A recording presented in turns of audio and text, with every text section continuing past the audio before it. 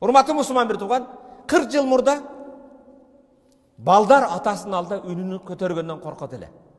Атам уктап атат, атам тамакта, атамдын алдында үнүм каттыраак чыкпасын, доошумду көтөрбөйүн деп коркот эле. Бүгүн ата-эне балдарына, кыздарына үнүн көтөргөндөн коркуп калдык. 40 жыл мурда үйлөнүү өтө жеңил эле, оңой эле. Азыр үйлөнүү өтө оор. Кеминде 350 адамды чакырып, ресторанга чакырбасаң, жетичип менен ЗАГСка чыгарбасаң, мен үйлөнбөйм дейт. Ажырашуу ата-эненин эл караган жүзүн жер караткан намыс уят нерседе. Бүгүн үйлөнүү кыйын, ажырашуу оңой. Азыр кембагалдар өзүнчө байларды дуурап, эл көрсүн, кожо көрсүн. Урматтуу мусулман бир тууган, 40 жыл эмнени өзгөрттү? Заман өзгөрдү дейсиз. Чынында урматтуу мусулман бир тууган, заман өзгөргөн жок, биз өзгөрдүк. Эл өзгөрдү.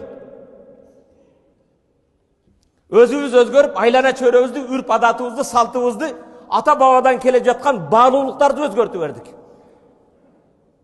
Батыштын цивилизациясы эмес, канализациясын ээрчип кеттик. Урматтуу мусулман бир тууган, суроо эме. Да 40 жылдан кийин, мо отургандар урматтуу мусулман бир тууган, ошо 40 жыл мурдагы аталардын тарбия кылган балдары. Ошолордун берген, үйрөткөн тарбия башкалары. Бирок биз өзүбүздөн 40 жылдан кийин кандай муун калтырабыз, ойлонуп көрөлүчү.